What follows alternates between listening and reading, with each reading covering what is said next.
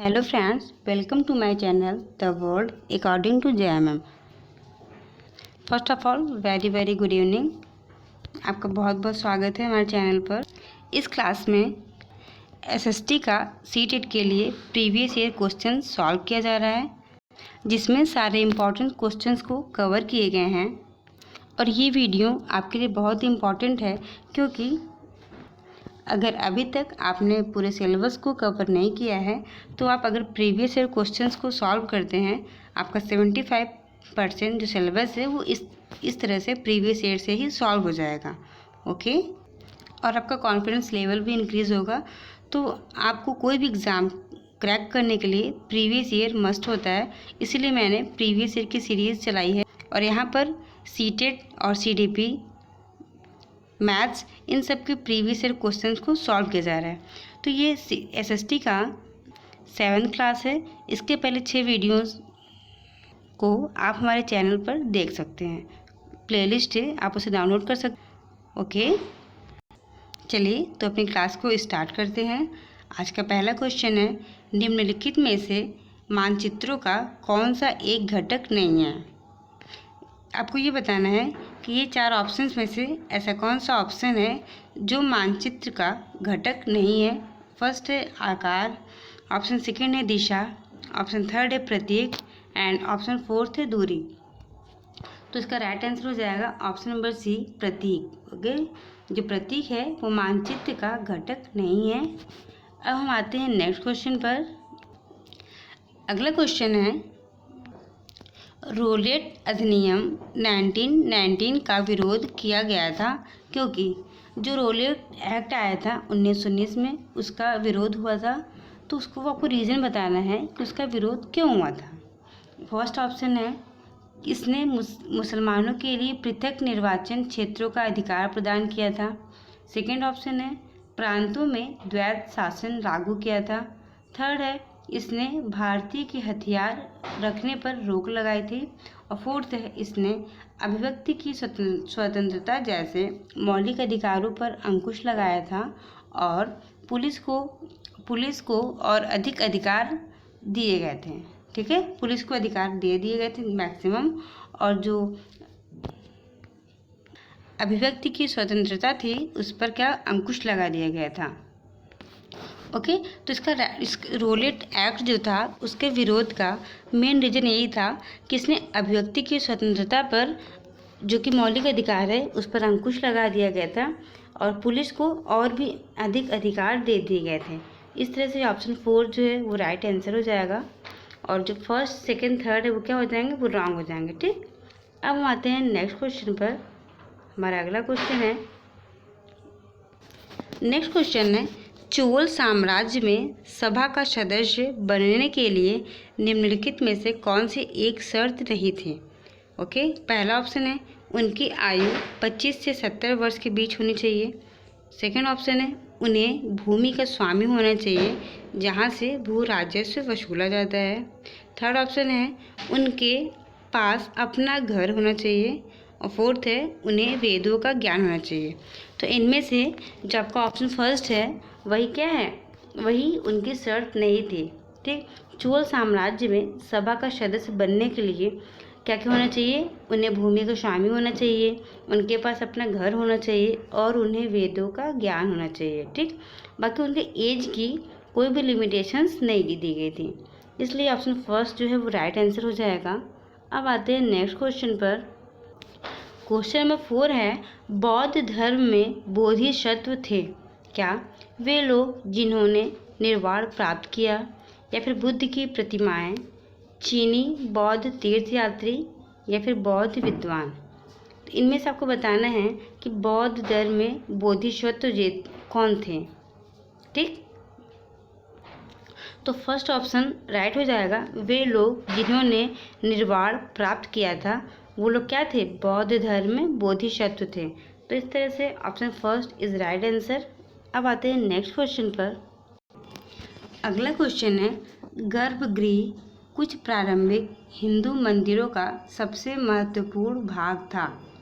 ठीक, तो option first है, मंदिरों में वह स्थान जहां लोग एकत्रित हो सकते थे। सेकंड ऑप्शन है वह स्थान जहाँ धार्मिक अनुष्ठान नहीं किए जाते थे। ऑप्शन थर्ड है गुफाएं जिन्हें मूर्तियों तथा भित्ति चित्रों द्वारा पूरी तरह सजाया जाता था।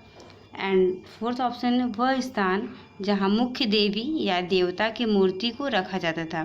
तो इनमें से आपको बताना है कि गर्भगृह क्या था।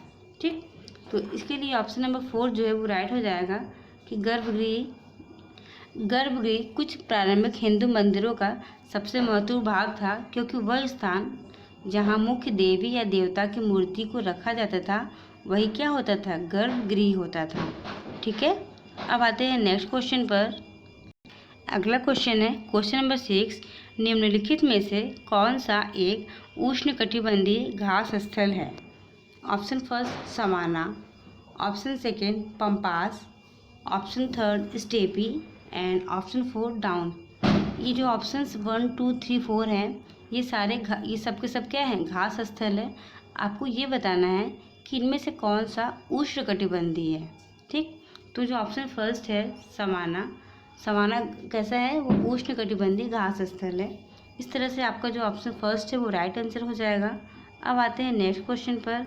अगला क्वेश्चन है क्वेश्चन नंबर 7, हैंगियोग्राफी संबंधित है। आपको बताना है कि हैंगियोग्राफी जो होता है वो किससे संबंधित है। ऑप्शन फर्स्ट है संत के जीवनी के लेखन से, सेकेंड ऑप्शन है शासक के आत्मकथा लेखन से, थर्ड ऑप्शन है संत के आत्मकथा लेखन से, फोर्थ ऑप्शन है शासक के जीवनी लेखन से। आपको ये बताना है जो हैंगियोग्राफी होता है वह किससे संबंधित है। तो आपका जो फर्स्ट ऑप्शन है संत के जीवनी लेखन से। जो संत का जीवनी का लेखन होता है उसे हम क्या बोलते हैं, hagiography. Option first is right answer. अब आते हैं नेक्स्ट क्वेश्चन पर। अगला क्वेश्चन है क्वेश्चन नंबर 8, खाद्य सुरक्षा के विषय में निम्नलिखित 2 कथन ए और बी पर विचार कीजिए और सही उत्तर का चयन कीजिए। यहाँ पर खाद्य सुरक्षा के बारे में 2 कथन दिए गए हैं। फर्स्ट है कृषि के विकास का चरम लक्ष्य खाद्य सुरक्षा को बढ़ाना है। ये बात तो सही है कि कृषि का लक्ष्य क्या है, खाद्य सुरक्षा को बढ़ावा देना। अब देखते हैं सेकेंड ऑप्शन में क्या कह रहा है। सेकेंड ऑप्शन है खाद्य सुरक्षा से अभिप्राय है प्राकृतिक आपदाओं के दौरान जब खाद्य सामग्री की कमी होती है तब सभी लोगों को खाद्य सामग्री उपलब्ध कराना। ये गलत हो जाएगा, क्योंकि जो खाद्य सामग्री होता है केवल प्राकृतिक आपदा के टाइम में ही नहीं जरूरत पड़ता है। खाद्य सामग्री की ज़रूरत तो हमेशा पड़ती है, लेकिन ये बात क्या कर रहा है कि इसका अभिप्राय है प्राकृतिक आपदा के दौरान नहीं। ठीक, इसीलिए जो ऑप्शन बी है वो रॉन्ग हो जाएगा। इस तरह से जो ऑप्शन नंबर 4 है दिस इज़ राइट आंसर। ए सही है और बी गलत है।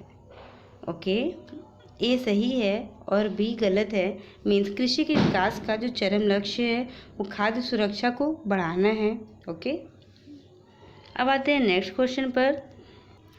क्वेश्चन नंबर 9, अहोम के विषय में निम्नलिखित में से कौन सा एक तथ्य नहीं है। यहाँ पर जो 4 ऑप्शन दिए गए हैं वो अहोम के बारे में दिए गए हैं और इनमें से एक ऐसा ऑप्शन है जो उसका एक तथ्य नहीं है। अब वही हमें ढूंढना है। ऑप्शन फर्स्ट क्या है, अहोम राज्य कुलों में विभाजित था जिन्हें पाइक कहा जाता था। सेकंड है अहोम राज्य बेगार पर निर्भर था। ये तो सही है। थर्ड है अहोम समाज बहुत ही परिष्कृत था। ये भी सही बात है।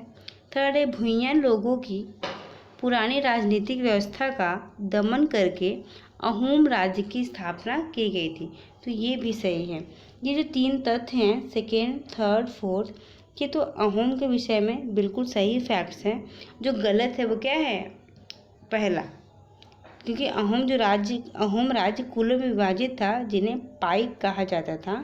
यही ऑप्शन क्या है, रॉन्ग आंसर है। और हमें आपको इसमें यही ढूंढना है कि कौन सा कथन गलत है। तो इस तरह से option number first will be right answer. Okay, अब आते हैं नेक्स्ट क्वेश्चन पर। अगला क्वेश्चन है चाणक्य के अनेक विचार एक पुस्तक में लिखे गए हैं जिसे जाना जाता है। फर्स्ट है अथर्ववेद, सेकंड है अर्थशास्त्र, option third Yajurveda, and option fourth is धर्मशास्त्र। ओके, तो इसका राइट आंसर हो जाएगा ऑप्शन नंबर फर्स्ट, सॉरी इसका राइट आंसर जो है वो क्या हो जाएगा, ऑप्शन नंबर सेकेंड। ओके, जो अर्थशास्त्र है वो पुस्तक किसने लिखा है, चाणक्य ने लिखा है। ठीक है, तो इस तरह से second option is right answer. अब आते हैं नेक्स्ट क्वेश्चन पर। अगला क्वेश्चन है, पांडुलिपियों और अभिलेखों पर निम्नलिखित दो कथन ए और बी पर विचार कीजिए और सही उत्तर का चयन कीजिए। कथन ए है, पांडुलिपियाँ प्रायः ताड़पत्रों या भुर्ज नामक वृक्ष की छाल से विशेष तरीके से तैयार भोजपत्र पर लिखे जाते थे। सेकंड है, अभिलेख पत्थर तथा धातु जैसी अपेक्षाकृत कठोर सतह पर उत्कीर्ण किए जाते थे।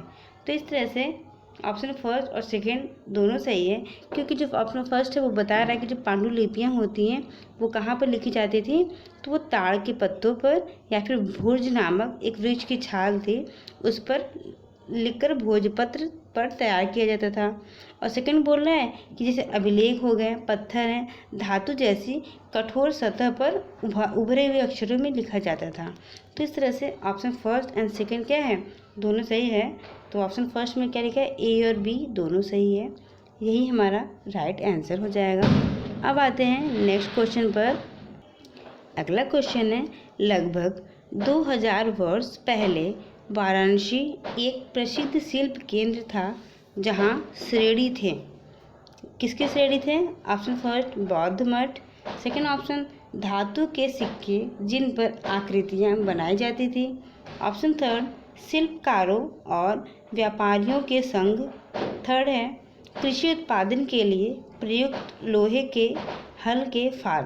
तो आपको बताना है कि 2000 वर्ष पहले जो वाराणसी एक प्रसिद्ध शिल्प केंद्र था जहां श्रेणी थे, किसकी श्रेणी थे, शिल्पकारों और व्यापारियों के संघ के। इस तरह से option number third is right answer, third option जो है वो सही हो जाएगा। अब हम आते हैं नेक्स्ट क्वेश्चन पर। ओके, क्वेश्चन नंबर 13 है, औपनिवेशिक काल के दौरान भारत में ब्रिटिश कला के आने के साथ निम्नलिखित में से किस एक का चलन प्रारंभ हुआ। तो ऑप्शन फर्स्ट है भित्ति कला, ऑप्शन सेकेंड है लघु चित्र, ऑप्शन थर्ड है तैल चित्र एंड ऑप्शन फोर्थ है परिप्रेक्ष्य विधि। इस तरह से जो आपका ऑप्शन थर्ड है तैल चित्र, वही क्या था, उस समय उसका चलन था। कब, औपनिवेशिक काल के दौरान में, जब भारत में ब्रिटिश कला के आने के साथ जो तैल चित्र था उसका भी चलन प्रारंभ हुआ था। अब आते हैं नेक्स्ट क्वेश्चन पर। नेक्स्ट क्वेश्चन, अगला क्वेश्चन है, निम्नलिखित में से किसके उत्पाद को काला सोना कहा जाता है। ये क्वेश्चन रिपीट हुआ है। ओके, ये रिपीटेड क्वेश्चन है और ये इम्पॉर्टेंट भी क्वेश्चन है, तो इसे याद रखिएगा। जो काला सोना होता है वो हम किसे बोलते हैं, कोयला को क्या बोलते हैं, काला सोना। ठीक है, अब आते हैं नेक्स्ट पर। अगला क्वेश्चन है, विश्व में भारत का सबसे ऊंचा सड़क मार्ग निम्नलिखित में से कौन सा है।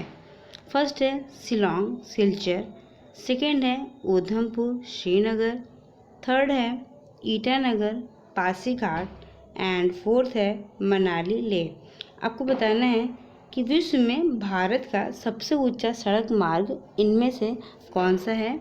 तो इसमें जो ऑप्शन नंबर फोर्थ है मनाली लेह, वही क्या हो जाएगा, राइट आंसर हो जाएगा। ओके, सबसे ऊंचा सड़क मार्ग कौन सा है, मनाली लेह। ठीक है, आज का लास्ट क्वेश्चन है, निम्नलिखित देशों में से किसमें स्थानांतरित कृषि को मिल्पा के नाम से जाना जाता है। फर्स्ट है Mexico, second option Brazil, third option Bharat and fourth option Malaysia. इनमें से ऐसा कौन सा कंट्री है जहां पर स्थानांतरित कृषि को मिल्पा के नाम से जाना जाता है। तो आपका जो ऑप्शन नंबर फर्स्ट है वो राइट हो जाएगा, क्योंकि मैक्सिको में स्थानांतरित कृषि को मिल्पा के नाम से जाना जाता है। Okay, thank you for watching. Video अच्छा लगा हो तो लाइक कीजिएगा, सब्सक्राइब कीजिएगा और अपने दोस्तों के साथ शेयर करना बिल्कुल भी नहीं भूलिएगा। फिर मिलते हैं एसएसटी की नेक्स्ट क्लास में। तब तक के लिए बाय। और चैनल को सब्सक्राइब करना बिल्कुल भी नहीं भूलिएगा। Thank you.